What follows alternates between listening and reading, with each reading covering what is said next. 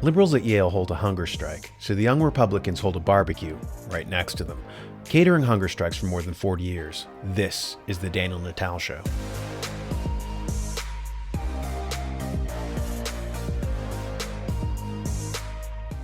One of the great innovations of the modern era was, according to economist Adam Smith, the division of labor.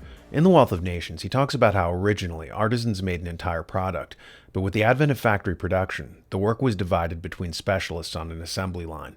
See here. And he suggests that men can be much more efficient in the manufacturing of pens if they divide the process up into multiple different steps, each of them becoming specialized and educated into their particular individual step, that together by doing that they will be much more efficient and much more productive through the specialization, which he calls division of labor. So this is a quote from this section. He says, speaking of a pen factory where he has seen division of labor, quote, "I have seen a small manufactory of this kind where 10 men only were employed, and where some of them consequently performed 2 or 3 distinct operations. But though they were very poor, and therefore but indifferently accommodated with the necessary machinery, they could, when they exerted themselves, make among them about 12 pounds of pens in a day. There are in a pound upwards of 4,000 pens of a middling size. Those 10 persons, therefore, could make among them upwards of 48,000 pens in a day.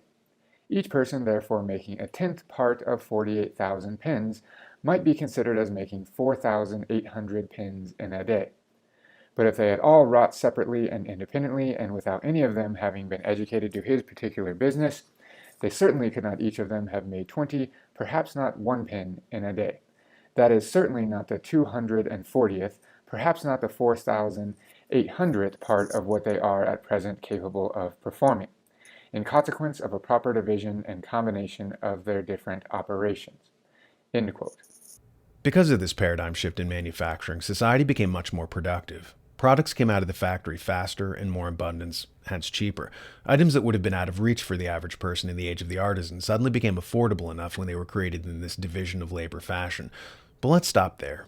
Consider how, as a system gets more complex, you get a division of labor. This isn't just true in economics. It's also true in political systems. Herbert Spencer talked about it in 1873, how in primitive societies there's no division of labor. That comes as civilization becomes more complex. See here. Take first the general fact that along with social aggregation, there always goes some kind of organization. In the very lowest stages, where the assemblages are very small and very incoherent, there is no established subordination, no center of control. Chieftainships of several kinds come only along with larger and more coherent aggregates. The evolution of a governmental structure having some strength and permanence is the condition under which alone any considerable growth of a society can take place. A differentiation of the originally homogeneous mass of units into a coordinated part and a coordinated part is the indispensable initial step. The differentiation of the regulating part and the regulated part is in small primitive societies not only imperfectly established, but vague.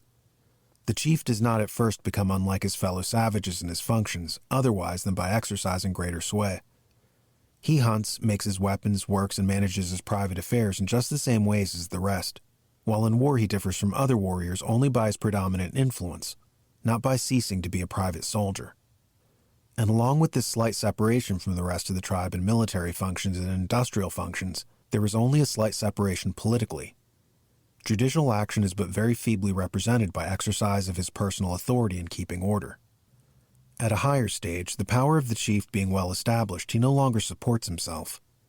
Still he remains undistinguished industrially from other members of the dominant class, which has grown up while chieftainship has been getting settled, for he simply gets productive work done by deputy, as they do.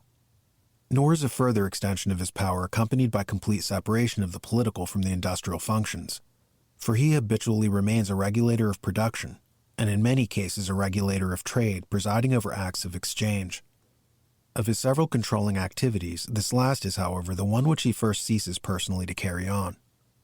Industry early shows a tendency toward self-control, apart from the control which the chief exercises more and more as political and military head. The primary social differentiation which we have noted between the regulative part and the operative part is presently followed by a distinction which eventually becomes very marked between the internal arrangements of the two parts.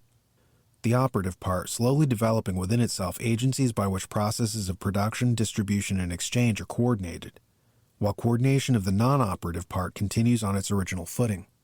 Along with the development which renders conspicuous the separation of the operative and regulative structures, there goes a development within the regulative structures themselves.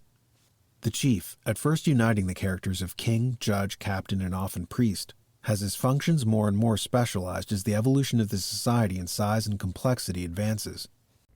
Aristotle says that different forms of government have different end goals. The end goal of an oligarchy is the transfer of wealth from the many to the few. The end goal of a republic is the promotion of virtue among the people. The end goal of a democracy, says Aristotle, is equality. Plato talks about this fetish for equality in a democracy and the republic. In it, he describes how, as a democracy swings out of control, the thirst for equality sees them equalize virtue with vice, the citizen with the foreigner, human beings with animals. What the proponent of democracy doesn't seem to understand is that the equality that democracy holds up as its ideal is actually a characteristic of a primitive society, as G.K. Chesterton affirms. It is far more probable that a primitive society was something like a pure democracy. To this day, the comparatively simple agricultural communities are by far the purest democracies. Democracy is a thing which is always breaking down through the complexity of civilization. Anyone who likes may state it by saying that democracy is the foe of civilization. My point in all this is that young people, like the Yale students who are throwing a hunger strike for democracy, don't seem to understand that with civilization, segregation of duties emerge, divisions of labor, and yes, hierarchies. Hierarchies are emblematic of the kind of complex societies that are capable of bringing them their iPhones and lattes. They think that they can have the goodies of civilization with none of its underlying structures.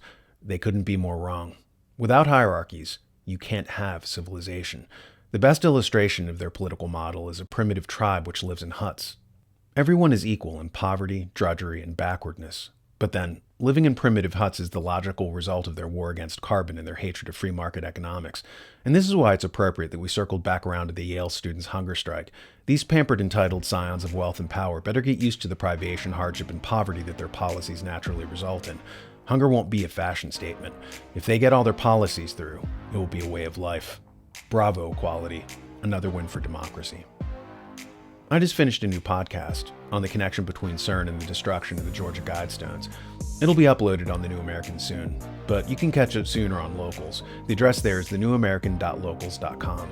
Hook up with us on that platform and get access to extra content.